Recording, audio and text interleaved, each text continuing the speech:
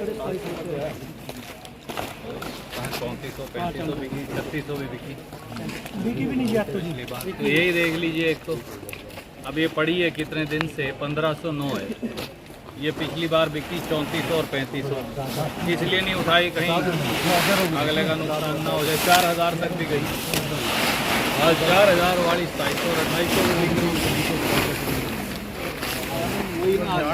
रही। और देखिए दाना कितना साफ है, सूखा है, कोई प्रॉब्लम नहीं है, पर खरीदने वाला कोई है। कहाँ जाएगा किसान और कहाँ जाएगा मजदूर और आड़ती, दोनों जाएंगे कहाँ। कृपया करके एक बार यहाँ भाषण तो देने आ जाते हैं हारे हुए लोग, पर उनको को एक एक कट्टा उठा के कम से कम अंदर ही डाल आते अगर ऐसी बात की तो। लोकसभा में तो कट्टे भी उठाए थे, ये हालत है।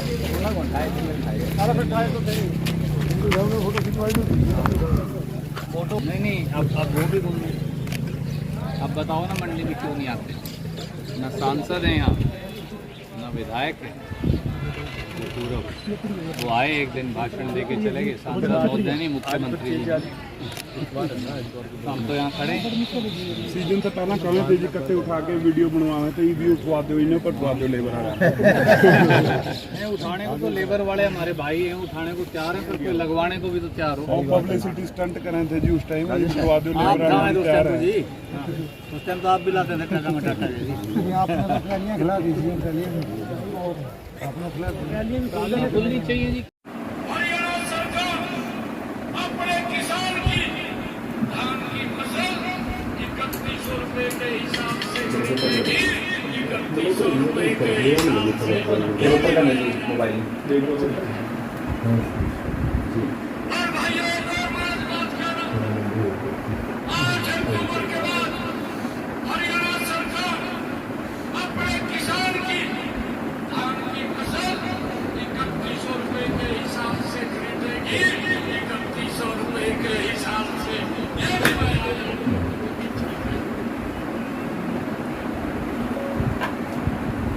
एक और देख लीजिए, तो नहीं प्राइवेट भी किया, अच्छा सरकारी का क्या रेट है? पता नहीं मैंने 2320 है। जो भी होगा अच्छा कितने की बिकी क्या रेट है? पता नहीं कि रेट लग पड़ेगी। मेरी चीज ले गया तो बिकी नहीं गई। मैं तो ये भी आया था 2170 में कहीं ना कहीं तो उससे दो का घाटा। सरकारी घटना के बाद ढाई भाई सरकारी रेट पे। नमस्कार साथियों, कैथल और हरियाणा का किसान, आड़ती, मजदूर धान खरीद में धांधली, कुप्रबंधन और बेकायदगी उनसे आज पूरे हरियाणा में उत्पीड़ित है। न तो भाजपा सरकार धान की खरीद कर रही, न किसान को न्यूनतम समर्थन मूल्य यानी एमएसपी मिल रहा। हजारों करोड़ रुपए का नुकसान हरियाणा का किसान और खेत मजदूर झेल रहा है। 3100 रुपए प्रति क्विंटल 8 अक्टूबर के बाद धान की खरीद का वादा मौजूदा मुख्यमंत्री श्रीमान नायब सैनी ने किया था, इसीलिए मैंने उनका वीडियो पहले आपको दिखाया और इसकी मैं एक प्रतिलिपि आपको भेज रहा हूं। पर आज पूर्व घोषित 2320 रुपए प्रति क्विंटल का एमएसपी भी नहीं मिल रहा और किसान 2000 और 2100 रुपए प्रति क्विंटल पर कैथल सहित पूरी मंडियों के अंदर आज धान बेचने को, लूटने और पिटने को मजबूर है। यही नहीं, जो 1509 किस्म का सुपीरियर क्वालिटी का धान है वो पिछले साल के मुकाबले में 500 से 600 रुपए प्रति क्विंटल कम बिक रहा है। 2700 और 2800 रुपए प्रति क्विंटल पे पिछले साल 3300 और 3400 रुपए प्रति क्विंटल बिका था। भाजपा सरकार की धांधली, कुप्रबंधन और बेकायदगी मैं सोच समझकर इस्तेमाल कर रहा हूं। उसके 3 पहलू। पहला, पीआर धान एमएसपी से 150 से 200 रुपया प्रति क्विंटल कम बिक रहा है। बीजेपी सरकार ने, जैसा आपने देखा, वायदा किया था कि 8 अक्टूबर के बाद हरियाणा में धान की फसल का 3100 रुपये प्रति क्विंटल एमएसपी मिलेगा। मैंने आपको मौजूदा मुख्यमंत्री का बाकायदा वीडियो दिखाया जो वायदा सार्वजनिक तौर से किया गया था। पर कैथल सहित पूरे हरियाणा में धान 2100 रुपये से 2200 रुपये प्रति क्विंटल के बीच में बिका है। 50% से ज्यादा धान की फसल बाजार में आ चुकी और बिक चुकी। सबसे ज्यादा नुकसान मोटी परमल किस्म के पीआर धान में हुआ है। किसान हताश है, आड़ती मजबूर है और मजदूर बेजार है, परंतु कोई सुनने वाला नहीं। सरकार चैन की बंसी बजा रही है और मंत्री और मंत्रिमंडल के महकमों की मलाईदार बंटवारे का खेल खेल रही है। क्या श्रीमान नायब सैनी बताएंगे कि दो सीधे सवाल हैं। नंबर 1, क्या हरियाणा के पीआर उत्पादक किसान को 3100 रुपये प्रति क्विंटल का भाव मिलेगा जैसा 8 अक्टूबर के बाद देने का बीजेपी ने चुनाव में वादा किया था?